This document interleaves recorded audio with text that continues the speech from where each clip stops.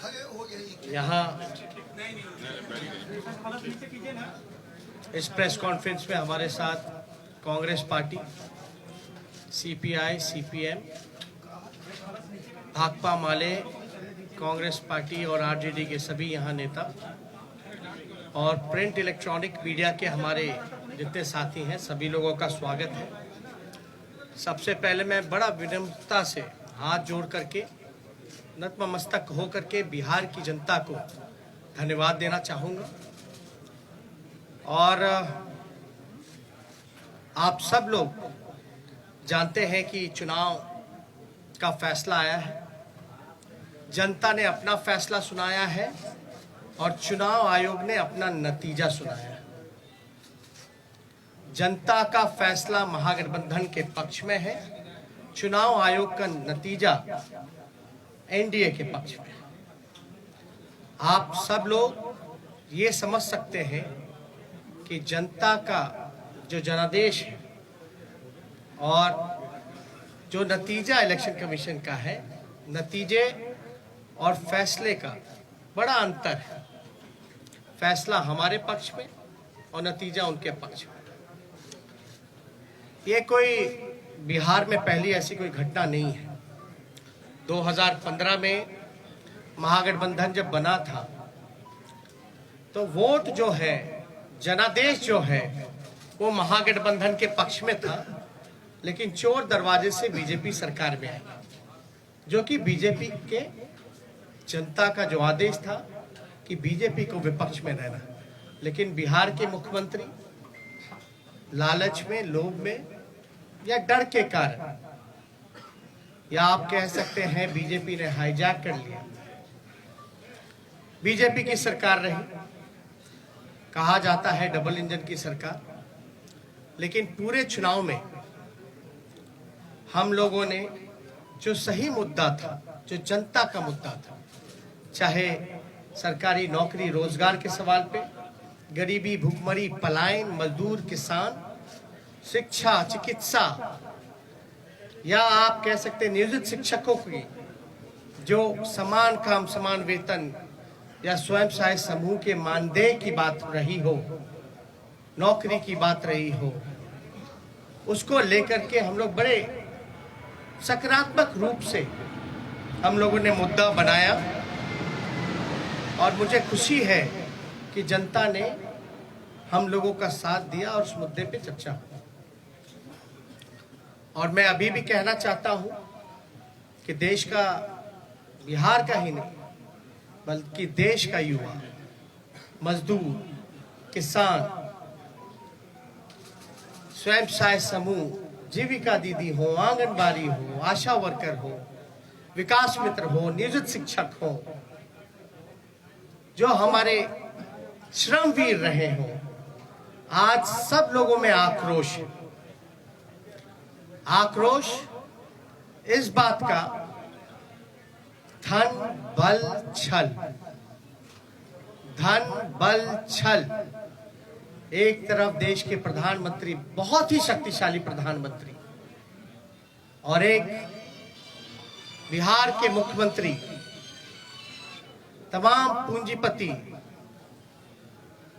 एक तरफ रहे, जोड़ भाग गुना सब कुछ करने के बावजूद भी इस 31 साल के नौजवान को रोकने में नाकाम रहे।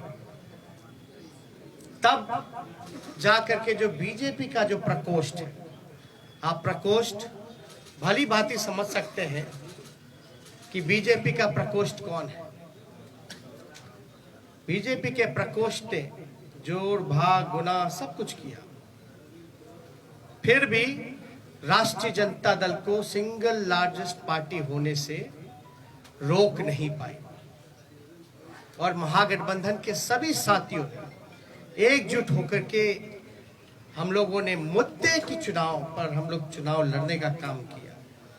और आप जानते हैं कि ये मुद्दा, कुछ लोगों ने असमर्थता जताई कि नौकरी नहीं दी जा सकती, जो कि डबल इंजन का चेहरा है। जो लोग बड़े बड़े दावे करते थे कि चेहरे का कमाल है कि राष्ट्रीय जनता दल को हमने कहां से कहां पहुंचा दिया। आज देखिए उनका चेहरा तीसरी नंबर पे चले गए, तीसरी नंबर पर। नीतीश कुमार जी साफ तौर पे ये समझ लें, भाजपा के लोग साफ तौर पे ये समझ लें, ये जो जनादेश है ये बदलाव का जनादेश है।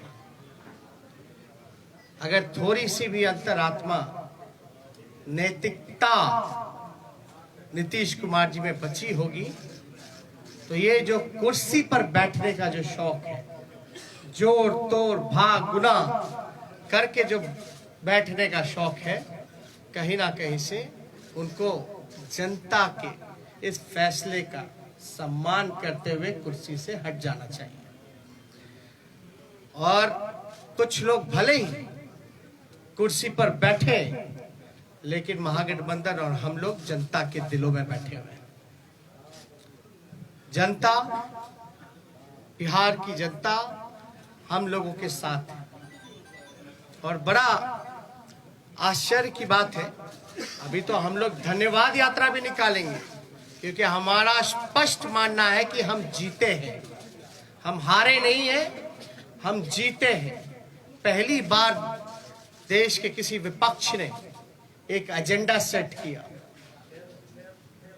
और ये जो नतीजा आया है ये हमारे पक्ष में फैसला है और नतीजा जो उनके पक्ष में।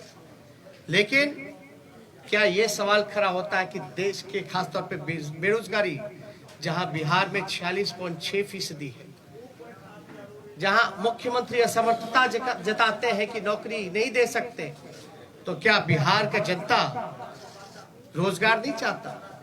बिहार का जनता सरकारी नौकरी नहीं चाहता? ये सवाल खड़ा करता है। और हम लोग तो धन्यवाद यात्रा में भी जल्दी ही जाएंगे, लेकिन सरकार में अगर जो लोग छल कपट धन बल के कारण जो लोग बैठ रहे हैं, उनसे हम कहना चाहते हैं कि 4 दिन की ही चांदनी है, लेकिन अगर 19 लाख रोजगार, समान काम वेतन नियोजित शिक्षकों को, स्वयं सहायता समूह को अगर मानदेय, शिक्षा चिकित्सा अगर नहीं सुधरी जनवरी तक के महीने पर, तो हम महागठबंधन के लोग बड़ा आंदोलन करने का काम करेंगे। दूसरा पहलू, कुछ लोग बड़ा कहेंगे कि हार गए तो लोग रो रहे। नहीं, हम लोग रोने वाले लोग नहीं हैं, हम लोग संघर्ष करने वाले लोग, जनता के बीच रहने वाले लोग, सबको साथ लेकर के चलते हैं। जहां भी रहेंगे जनता की आवाज को बुलंदी से उठाते रहेंगे। लेकिन आप सब लोग देखिएगा कि आखिर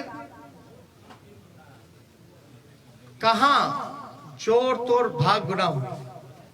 तो कुछ सवाल है, हम आपको counting of postal ballot papers की प्रक्रिया बता दें। काउंटिंग पोस्टल बैलेट में एक दिन पहले ही राष्ट्रीय जनता दल के पेज से एक वीडियो जो है एक जारी किया गया था, ठीक चुनाव से पहले। उस वीडियो में साफ तौर पे दिखाया था कि रात के अंधेरे में आरा में रात के अंधेरे में एक गाड़ी निकली, उस गाड़ी में पोस्टल बैलेट के बक्से निकले। चुनाव आयोग बताए कि रात में कोई भी ट्रांसपोर्टेशन, चुनाव के वोट बक्से कोई इधर से उधर ले जाया जा सकता है, नहीं ले जाया। और अगर आप इन्हीं के लॉस की बात करें इलेक्शन कमीशन का कि क्या प्रोसीजर होना चाहिए, counting of postal ballets paper 15.15.4 इनका पॉइंट है, उन्हीं का इलेक्शन कमीशन का।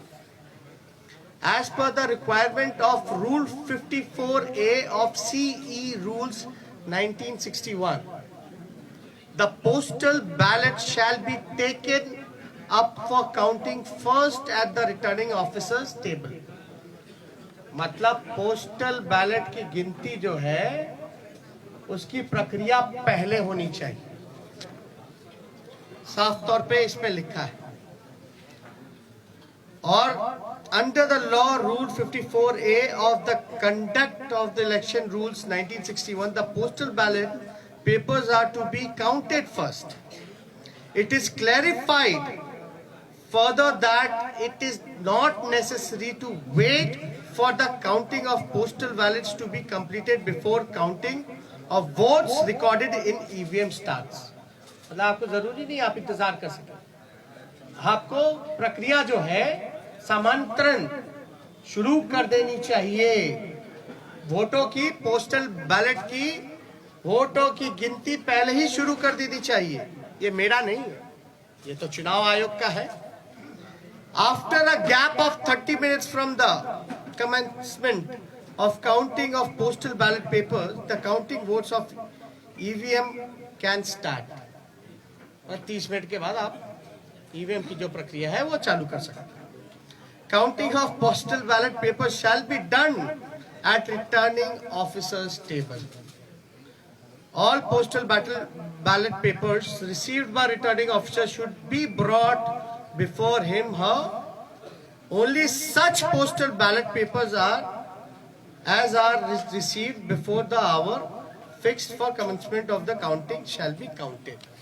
तो इसमें साफ तौर पे ये जिक्र किया गया है कि प्रक्रिया जो है पोस्टल बैलेट की पहले होनी चाहिए। और जरूरी नहीं है कि आप जो है पहले ईवीएम के ही करिए, आप पोस्टल बैलेट पहले काउंट कीजिए, उसके 30 मिनट बाद आप ईवीएम की गिनती चालू कर सकते हैं। एक और है 15 पॉइंट, पेज नंबर 260 में जाके देखिएगा।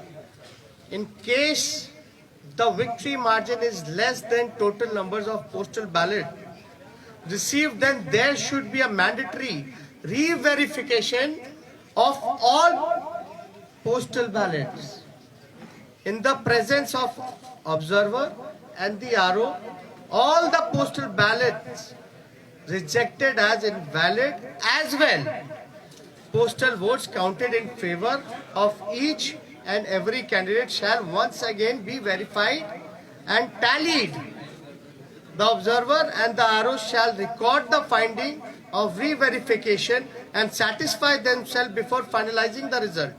The entire proceeding should be videographed without compromising the secrecy of ballot, and the video cassettes CD should be sealed in a separate envelope for future reference. इसमें साफ तौर पे है कि आप चाहे पोस्टल जो इनवैलिड हो या वैलिड हो, आपको ऑब्जर्वर और इन सब के सामने जो है वीडियोग्राफी करा करके इसका सीडी भी जितना वीडियोग्राफ्ट है, कैसेट्स है, इन सब को सील करके रखा जाए। और ये सील का जो ड्यूरेशन होता है ये बड़ा इंटरेस्टिंग है। चुनाव नतीजे के 40 दिन तक इलेक्शन कमीशन को ये अनुमति है कि वो पोस्टल बैलेट्स को जो है सील रख सकते हैं। आप शिकायत जो होगा आपको सेटिस्फाई करना है। You have to satisfy all the candidates whether if they have doubts, because ये इलेक्शन कमीशन की ड्यूटी है। अब एक और इंटरेस्टिंग डेटा आप लोगों को हम बताना चाहेंगे। एनडीए को जो कुल वोट मिला 1,57,728। मैं दोहरा दूं, एनडीए का जो कुल वोट है 1,57,728, जिसका प्रतिशत निकल के आता है ऑल ओवर चुनाव का 37.3। महागठबंधन को वोट जो मिले 1,56,88,458, 1,56,88,458 जो कुल प्रतिशत महागठबंधन का निकल के आता है वो 37.2। हमें मिले 37.2 और एनडीए को मिले 37.3, यानी 1 पॉइंट का अंतर है। 0.1 का अंतर है, जो कि अगर वोट में अगर कन्वर्ट करें तो ये 12,270 वोट का अंतर, यानी एनडीए और महागठबंधन का कुल वोटों का अंतर 12,270 का है। अब 12,000 में वो उनको 15 सीट लीडिंग पे है, आगे है। ये आश्चर्य की बात है कि 12,000 में वो 15 सीटें जीत गए। और याद कीजिएगा, अद्भुत आंकड़ा हम आपको और भी देंगे कि पोस्टल बैलेट्स वोट कौन देता है? जो सर्विस में है, ज्यादातर शिक्षक लोग हैं जो कि एजुकेटेड हैं, वो लोग हैं जो जागरूक लोग हैं, जो जानते हैं कि वो पोस्टल से भी मतदान कर सकते हैं। और कई लोग ऐसे होंगे जो कई बार पोस्टल से मतदान किया गया होगा, एनवलप में करते हैं, बैलेट पे करते हैं। यानी जो जागरूक व्यक्ति है वही ये काम कर सकता है। आप एक पोस्टल को आप रिजेक्ट कर देते हैं, एक रिजेक्ट समझ में आता है, 10 रिजेक्ट समझ में आता है, 50 रिजेक्ट समझ में आता है। आप 900 पोस्टल वोट रद्द कर रहे हैं, 700 पोस्टल वोट रद्द कर रहे हैं, 500 पोस्टल वोट रद्द कर रहे हैं। और रद्द हो रही है तो ये चुनाव के उम्मीदवार का जिम्मेवारी तो नहीं है। रद्द किस वजह से किया गया और इतनी बड़ी संख्या में रद्द क्यों हुआ? जब हमारे कैंडिडेट्स ने जब मांगा रिटर्न में आरओ से कि लिखित में दीजिए कि आपने रद्द क्यों किया, आरओ की जिम्मेदारी है कि वो कैंडिडेट्स को सेटिस्फाई करे, जो कि हमने आपको गाइडलाइन में बताया। और किससे पूछ करके इलेक्शन कमीशन ने गिनती जो है लास्ट में पोस्टल का किया और रद्द करने का काम किया? पहले क्यों नहीं काउंटिंग कराई गई? किसके दबाव में? अगर जहां भी पोस्टल अगर बाद में काउंट हुए हैं तो हमारी मांग है, क्योंकि 40 दिन तक सील्ड रहता है, रिकॉर्डेड होने चाहिए, वीडियोग्राफी लाइए, वैलिड इनवैलिड बैलेट पेपर्स को सामने रखिए और रिकाउंटिंग कराया जाए। ये हमारे महागठबंधन लोगों की मांग है, उस पर रिकाउंटिंग कराया जाए। हमारी जो हार हुई 17 वोट से, 12 वोट से, 50 वोट से, 70 वोट से, 100 वोट से, 150 वोट से, लगभग 20 सीटों को हराया गया। ये कौन जवाब देगा? ये लोग बोलते रहे रोए रोए, लेकिन मेरा सवाल जायज है। चुनौती देता हूं बिहार के मुख्यमंत्री को, जो चोर दरवाजे से सत्ता हथियाना चाहते हैं, सत्ताधारियों को, कि पोस्टिंग पोल, एक सवाल का जवाब दे कि पोस्टिंग जो हुआ है बैलेट का, पोल जो हुआ है वो पहले होना चाहिए या बाद में होना चाहिए? वही लोग बताएं। मेरा सवाल है, अब बाद में हुआ तो किसकी गलती है? बस इतना सा मामूली सा सिंपल आंसर हम जानना चाहते हैं कि आप जो गाइडलाइंस है चुनाव आयोग का, साफ तौर पे इस पे लिखा हुआ है, इस पे साफ तौर पे लिखा है 15.15.4 counting of postal ballot papers, इस पे साफ तौर पे लिखा है। बताएं अगर काउंटिंग कराने में क्यों नहीं करा रहे भाई? हम लोगों के कैंडिडेट डिमांड करते रह गए, लेकिन हमारी बात को सुना नहीं गया, हमारे उम्मीदवारों को सुना नहीं गया। लास्ट में कई जगह तो ऐसा हुआ, राघोपुर का ही हम बता दें, राघोपुर का हम अपना बता दें, 3 बजे तक प्रक्रिया पूरी कर ली गई, रात के 11 बजे सर्टिफिकेट मिल गया। 11 बजे मेरा तो 37,000 का डिफरेंस था, लेकिन जहां कम मार्जिन, जहां हम जीत रहे थे, वहां पोस्टल बैलेट 900 संख्या में, तो आप कराते क्यों भैया? जब रद्द ही करना है तो पोस्टल पे काउंट ही मत कर, वोट ही मत कराइए। अगर पोस्टल का अगर कोई वैल्यू नहीं है, रद्द ही करना है, तो आप वोट क्यों कराते हैं? काउंटिंग प्रक्रिया में क्यों जोड़ते हैं? या तो रिकाउंटिंग कराइए, आपके पास तो पूरा दस्तावेज, सब दूध का दूध, पानी का पानी हो जाएगा, पता चल जाएगा कौन किसके दबाव में काम कर रहा है, किसके इशारे पे काम कर रहा है। तो ये कई जगह तो सर्टिफिकेट दे करके छीनने का प्रयास किया गया। अब आप बताइए, हम सबूत कहां से लाए? ना मोबाइल ले जाने दिया जाता है, मोबाइल ले जाने दिया जाता तो सब पता चल जाता, ना किसी को प्रवेश किया करने दिया जाता है। हमको तो छोड़ दी, मीडिया के लोगों को भी प्रवेश नहीं करने दिया जाता है, और लोग कह रहे हैं कि सबूत ला। कहां से लाए सबूत? सबूत तो वहीं से आएगा ना जब आप इसकी रिकॉर्डिंग निकालिएगा, सीसीटीवी की, वीडियोग्राफी की। बैलेट इनवैलिड जो क्यों निकाल के दिखाओ ना जनता को। क्या जिनका रद्द किया गया वोट, क्या तो आप वोटर मानते ही नहीं है? अगर रद्द हुआ तो क्या प्रक्रिया है कि वो फिर से पुनः मतदान करे? चुनाव आयोग के लिए तो एक एक वोट का महत्व है ना। लोकतंत्र में आप 900 वोट पोस्टल बैलेट का रद्द कर दीजिएगा एक कॉन्स्टिट्यूएंसी में, और वो भी एजुकेटेड जागरूक वोटर्स का, जो सर्विस में है, उनके वोट के मान नहीं होगा, तो भाई सवाल तो बनता है। क्योंकि ये लोकतंत्र बचाने की लड़ाई है, और लोकतंत्र कैसे बचे? और एक वोट से हार भी होती है, जीत भी होती है।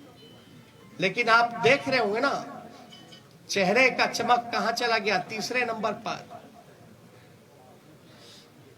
अब तक सामने नहीं आए, फिर क्वारंटाइन हो गया, फिर क्वारंटाइन हो गया। अरे भैया, अंतरात्मा जगाइए। नैतिकता, सिद्धांत, नीति, विचार सब धूमिल आपने कर लिया। अब आपने तो खुद कहा संन्यास लेने की बात। संन्यास लेने का काम कर रहे हैं तो कम से कम आखिरी के क्षण दिनों में काली अपने मुंह पे मत पुतवा करके जाइए। काली अपने मुंह पर या जनता का हाय लेकर के अपने राजनीतिक सफर का अंत मत कीजिए नीतीश जी। अंतरात्मा जगाइए। इसलिए हम सब लोगों को लगा कि ये प्रेस कॉन्फ्रेंस करना, और मैं पुनः बिहार को धन्यवाद दूंगा, धन्यवाद यात्रा करूंगा। भले ही छल कपट से कुर्सी पे ना बैठ पाए, लेकिन जो लोगों ने अपने दिलों में बैठाया है, इसके लिए हम जरूर जनता को धन्यवाद देंगे। और हमारा मानना है महागठबंधन की जीत हुई है, डबल इंजन की हार हुई है, जनता हमारे साथ है। और कुछ प्रकोष्ठ के लोग जो नतीजा, फैसला नहीं, जिन्होंने नतीजा सुनाया, वो भी तो किसी के दबाव में काम कर। तो इसलिए ज्यादा कुछ ना कह के, अगर आप लोगों का कोई सवाल हो तो उसका जवाब देना चाहिए। एक मिनट, सवाल बहुत संगठित तरीके से पूछेगा, एक पर एक। हाँ, आप पूछिए। क्या महागठबंधन बिहार में फिर से सरकार बनाने की कोई कोशिश करेगी? कहीं से उम्मीद वैसी है, या फिर और कोई आंकड़ों के द्वारा सरकार बनाने की कोई कोशिश होगी? देखिए, हमने साफ तौर पे बोला, ये मैंडेट जो है बदलाव का मैंडेट है। ये जनादेश जनता ने बदलाव के लिए दिया। तो जो लोग बदलाव के साथ हैं, इन चीजों को समझेंगे तो जरूर वो अपना फैसला लेंगे।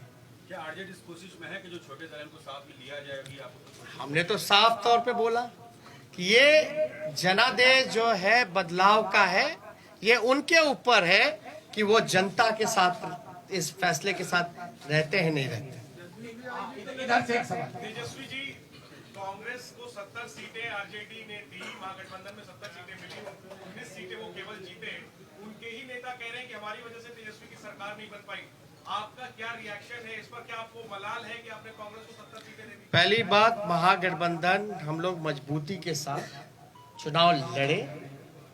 हम लोग एक दूसरे के साथ मजबूती के साथ खड़े हैं। कौन क्या कहता है ये विश्लेषण का समय नहीं है। अभी जो बात है, ये समय है कि हमको जो हराने का प्रयास किया जा रहा है, जो हमने सिंपल सा सवाल पूछा है कि जो रद्द हुए हैं क्यों हुए हैं, प्रक्रिया उसकी शुरुआत की थी, अंत में आपने ये क्यों किया, आपने रिटर्न में लिख करके क्यों नहीं दिया।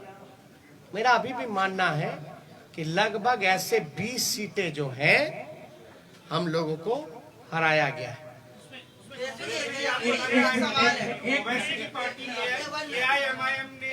मिनट सुनिए एक मिनट, इनका वह सवाल है, एक साथ पूछे ना। सवाल ये है कि 119 के आंकड़ों तक आपने छुआ, फिर 108 हो जाता है, फिर 110 पे उसको कर दिया जाता है। चुनाव आयोग 5 घंटे इतने में उलझा के रखता है, इसको लेकर क्या कहना है? और कहीं ना कहीं ओवैसी ने आपको जो है एक तरह से देखा जाए तो नुकसान पहुंचाया। नहीं, देखिए, किसी के पास एक तो अपने ही गाइडलाइंस का, जब हमने आरा का एक एग्जांपल दिया कि रात में आप बक्सा लेके जा रहे हो आ रहे हो, वो क्या उचित है? क्या वो गाइडलाइंस को वो चीजें फॉलो करती है? वो तो एविडेंस हुआ ना, वो तो एविडेंस है। वीडियो में आपका आईडी कार्ड भी दिख जाएगा, बैलेट पे बक्से जो रखे हुए हैं स्टील के, उसमें नंबर भी दिया जाएगा, गाड़ी का नंबर भी मिल जाएगा। तो उसमें हम तो स्पष्ट रूप से मान रहे हैं कि हमको तो कम से कम 130 सीटें महागठबंधन को मिली है। 130 सीटें मिनिमम महागठबंधन को मिली है।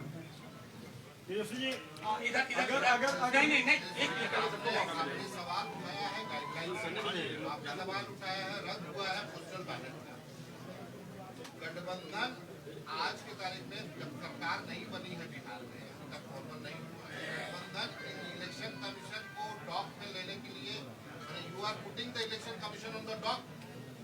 I have been asking simple question to release, to satisfy the candidates whatever their queries has. That's it. If they will not satisfy the candidates, then we might go to the court. और sir, आपको लगता है कि Owaisi party AIMIM ने आपको बड़ा नुकसान पहुंचाया है, खासकर अगर सीमांचल की बात करें? और क्या महिला मतदाताओं का रुझान इस बार भी आपके पक्ष में नहीं आया है क्या? ये बहुत ही अच्छा सवाल। हम तो कह रहे हैं हम 130 सीट जीते हुए हैं, हम तो बहुमत में आ गए, हम तो बोल रहे हैं कहां नुकसान पहुंचाया। दूसरी बात, साइलेंट वोटर्स, ये साइलेंट वोटर्स है कि इनविजिबल वोटर्स है? और साइलेंट वोटर क्या बोल रहा है? आप लोगों को कौन बोल दिया कि साइलेंट वोटर ने एनडीए को वोट दिया? हम तो जानना चाहते हैं। तब तो साइलेंट वोटर रहा ही नहीं ना। जब प्रधानमंत्री जी साइलेंट वोटर का जिक्र कर रहे हैं, उनके पर तो लोग बड़ा वोकल होते थे, अब साइलेंट हो गए। और साइलेंट हो गए तो प्रधानमंत्री जी को कान में जाके बोल दिया गया। जब बोल ही दिया तो साइलेंट कहां रह गए? ये साइलेंट वोटर थे ही नहीं, ये साइलेंट वही है जो इनविजिबल वोटर है, जो कि बीजेपी के प्रकोष्ठ है।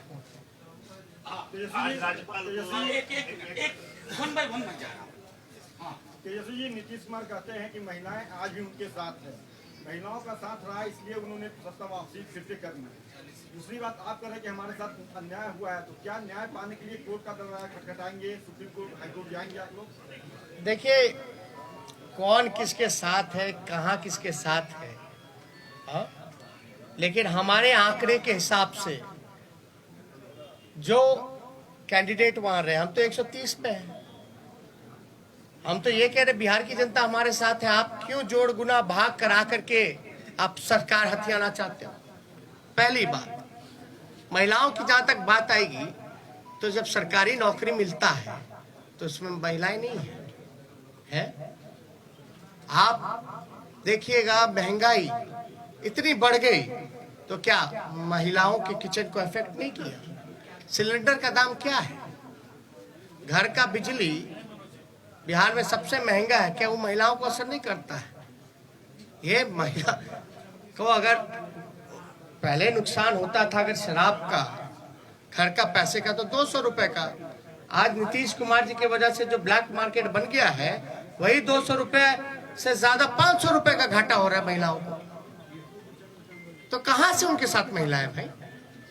ये सब केवल एक स्क्रिप्टेड प्रोपेगेंडा चलाया गया है, और जो कि इस इलेक्शन में ये जितने स्क्रिप्टेड प्रोपेगेंडा चलाने की कोशिश की गई, अरे आपने तो देखा इस चुनाव में इतने शक्तिशाली पीएम हो, मुख्यमंत्री हो, अब शब्द भी मेरे को कहा, मेरे परिवार को कहा, फिर भी हम आशीर्वचन के तौर पे हमने चुनाव लड़ा। तो कहां से आपका? देखिए सिंपल, मैं तो सत्ता में बैठे लोगों से भी पूछना चाहता हूं कि आप बताइए प्रोसीजर क्या है पोस्टल का, गिनती की क्या प्रक्रिया है, क्या वो फॉलो हुई है नहीं हुई है? अगर हुई नहीं हुई जो भी छोड़िए अलग बात, या हमारे जो उम्मीदवार रहे अगर वो कोई क्वेरी इलेक्शन कमीशन को उस समय पूछ रहे थे तो उस समय इनकार क्यों किया गया, लिखित तौर पे क्यों नहीं दिया गया? और अब हम सभी उम्मीदवार जो है लिख करके इलेक्शन कमीशन को भेज रहे हैं, और हमको तो सीडी भी चाहिए, वीडियोग्राफी भी देखना है।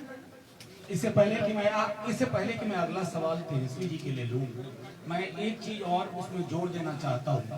इस बार सबसे बड़ा पोस्टल बैलेट का आधार था नियोजित शिक्षकों की। बिहार सरकार और उसके मुखिया को मालूम था कि ये पूरी की पूरी नियोजित शिक्षकों का समुदाय शिफ्ट कर गया है, इसलिए इनवैलिड करने की कोशिश हुई, और वो सब चीजें हम एविडेंस के तौर पर मांगेंगे और इनके जीते हुए लोग हारेंगे। और एक बात, इनवैलिड करने का कारण जो हमको संदेह है ये है कि पोस्टल की जितनी भी काउंटिंग हुई है, एज एन एग्जाम्पल राघोपुर अगर लेते हैं, मेरे क्षेत्र का लीजिएगा, जहां हम 37,000 से चुनाव जीते, जहां हम अच्छे से चुनाव जीते हैं, वहां भी पोस्टल में हम जीते हुए हैं लगभग 3 गुना ज्यादा से। एक एग्जाम्पल अगर रूनी सैदपुर का लीजिएगा, सीतामढ़ी का, तो वहां लगभग जो है 15 से 20,000 वोटों से हारे हैं, 25,000 से हारे हैं। लेकिन वो हारे हुए 15 से 20,000 क्षेत्रों में भी पोस्टल में एक तरफा हम लोग लीडिंग किए। यानी पोस्टल में जो मनोज झा जी ने कहा कि ज्यादातर पढ़े लिखे लोग शिक्षकों का, नियोजित शिक्षकों का रहा है, जिन मुद्दों के साथ हम समान काम समान वेतन दिलाने की जो बात कही थी, हमारे पक्ष में वो वोट मिले जिसको रद्द किया गया। और ध्यान से, आरा वाला भी पोस्टल बैलेट का ही बक्सा था रात का, तो एक जगह का पकड़ाया, लेकिन रात के अंधेरे में क्या क्या खेल हुआ, ये तो आंकड़ा जो है हम लोग डिमांड कर रहे हैं आयोग से। एक आखिरी सवाल। एक मिनट। अरे नहीं ऐसे वो हाथ पहले से राजभवन गए थे और उनसे जब सवाल किया गया कि विपक्ष जो आरोप लगा रहा है उस पर क्या कहना है उनका, उन्होंने कहा कि हमने विपक्ष को कहा है। अरे भैया भाई सुनिए, समझ गए आप। एक मिनट, गवर्नर चुनाव लड़ रहे थे क्या? नहीं, एक मिनट बात सुनिए। गवर्नर चुनाव लड़ रहे थे क्या? चुनाव कौन लड़ रहा था? कैंडिडेट। इस गाइडलाइन में क्या लिखा है इलेक्शन कमीशन का? किसको सेटिस्फाई करता है, गवर्नर को कि कैंडिडेट को? क्या वो सीडी दिखाए क्या? दे, मीडिया को दे दे। अरे मीडिया को दे दे, सब देखे ना। Thank you. आपने चिन्हित किए जिसमें गड़बड़ी की गई है, उसमें आपकी कितनी है और कांग्रेस की कितनी है? वो लिस्ट हम लोग दे देंगे, उसमें कोई वो नहीं है। और आप मैं इस प्रेस कॉन्फ्रेंस की समाप्ति की घोषणा करता हूँ। शुक्रिया। क्या महागठबंधन वीआईपी और हम पार्टी के संपर्क में है? लेट से आया। हमने पहले ही इसका जवाब दे दिया है कि ये जनादेश बदलाव का है और फैसला उनको लेना है कि जनता के फैसले के साथ है कि नहीं। शुक्रिया तमाम साथियों।